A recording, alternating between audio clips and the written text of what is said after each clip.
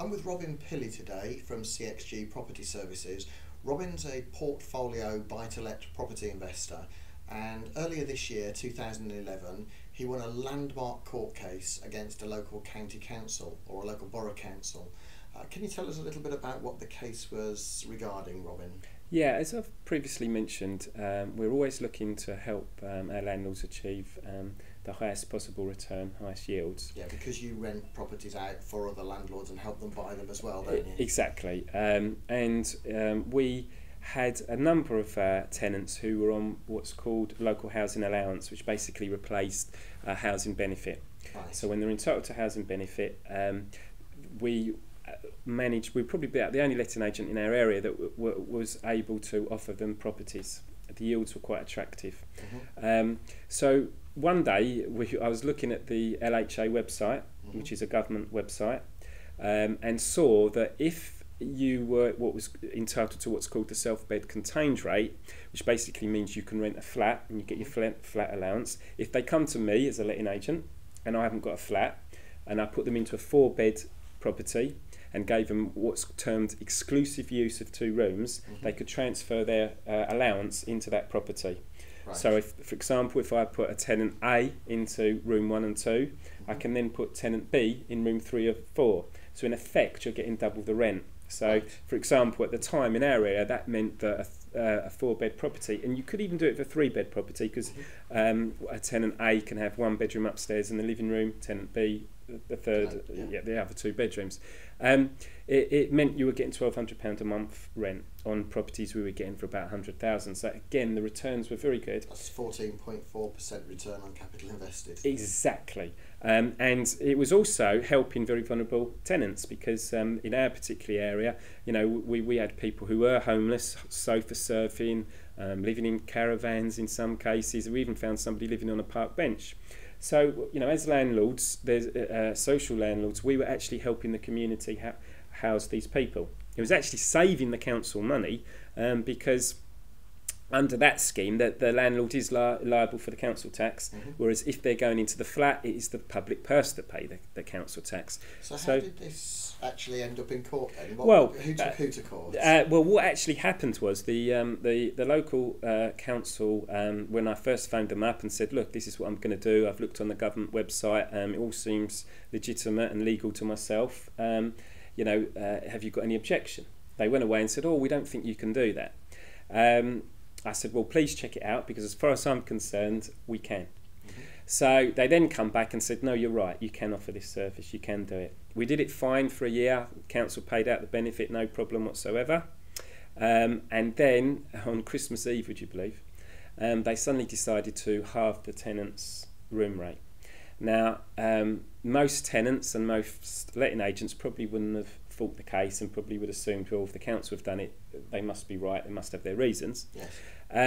But there was like protests at the local council. I was actually interviewed on BBC Look East, because these people then faced eviction. Yeah. Because obviously they couldn't afford to pay their rent. At the time, it was probably the coldest winter we'd had for 30 years.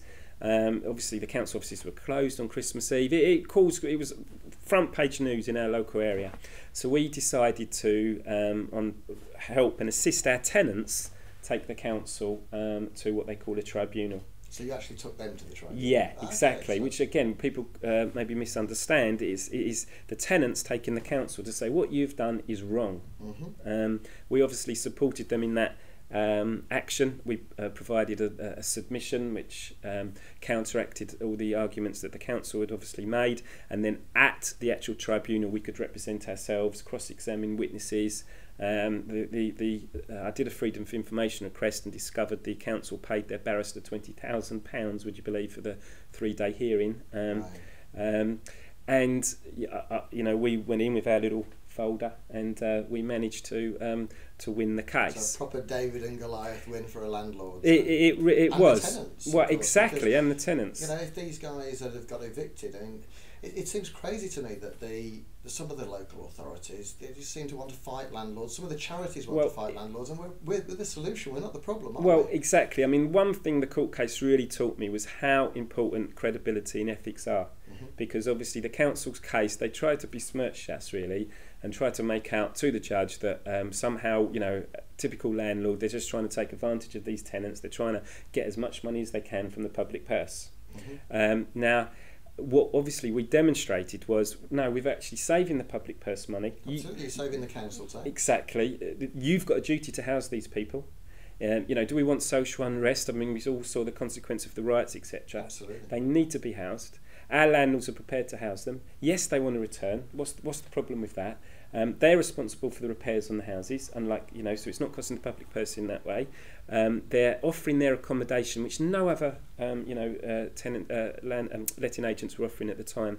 Not only that, the government changed the legislation whereby housing benefit or local housing allowance benefit actually goes direct to the tenant. This obviously, I mean, this might surprise you, Mark, and might surprise some of the people listening, but we actually thought, well, if it goes straight to the tenant's bank account, are they going to pass it on? Well, we've seen a lot of unrest amongst landlords about this. And what are the consequences of that? The consequence of that is that landlords are going to withdraw their properties. We're going to have again where problems. do these tenants go? You know, Exactly. there's no council houses for them to move into, and a lot of these tenants are genuinely vulnerable. You know, they're not the best at managing their money, etc. But they do want secure accommodation. Now, if they've got dependency issues, you know, and we did have people who had drink and drug related issues, and if you're putting in some cases £1,000 into their bank account, it's not going to go on the rent, is it? Where's it going to go? So we again researched and found what they called a credit union bank account, which basically protects the rent for the tenant. He's not allowed to withdraw it. He can't get it out. So it protects it for what it's meant to be for, which is accommodation. Yeah. The account's in his name, so it basically obeys the legislation, but it gets ring fenced and then gets passed to us as a letting agent, and we can pass it direct to our landlords. Again, the council seemed unhappy with this at the start of one of the reasons they cited that they fight in the case was that we'd circumnavigated the law in this regard. So a lot of this talk on the forums about this two tenants sharing and the credit unions and all these schemes actually started with you. Well, I like to feel that we were the sort of flag bearers for that scheme.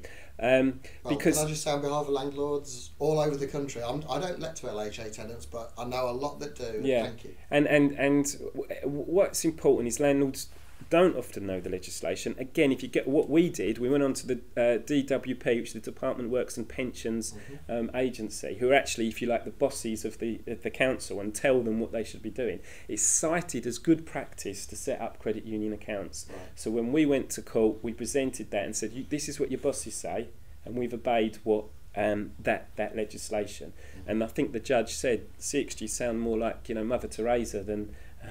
They were actual words used by the judge. And again, it come through. I mean, obviously, I think we've talked previously. We'd won awards, and we've had like coaches to help us with making sure our business follows very good ethical lines. So when you go to court, if you've got something to hide, you don't go there. Yeah. If you're very open and you can say, look, we've met senior politicians, we've met the Chancellor, George Osborne, Mark Priest, the Coalition Business Secretary, and we are very much a company that goes out there, hey, this is us, this is what we do, we're proud of what we do, we're helping vulnerable tenants, we're helping landlords, we've got nothing to be ashamed of. Now other landlords, we seem to be tarnished with this kind of reputation that somehow we're trying to do creative finance, we're causing problems, we're taking advantage of tenants, etc., etc. It makes a lot more news to talk about the rogues, sadly. It does, and but as an industry, I feel let's fight back, because most of us do want to offer good accommodation. We do want to. All we want is our tenants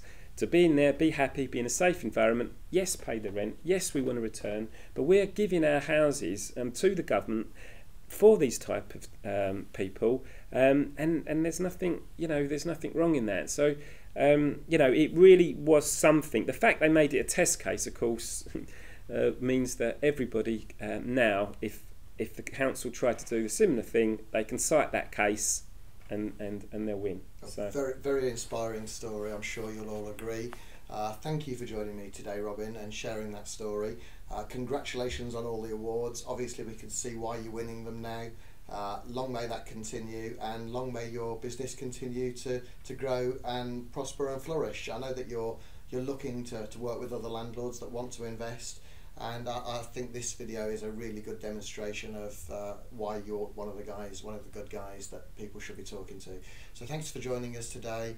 I'm Mark Alexander from Property 118, Robin Pilley, CXG Property Services. Contact details to follow. Thank you. Thank you, I really enjoyed it.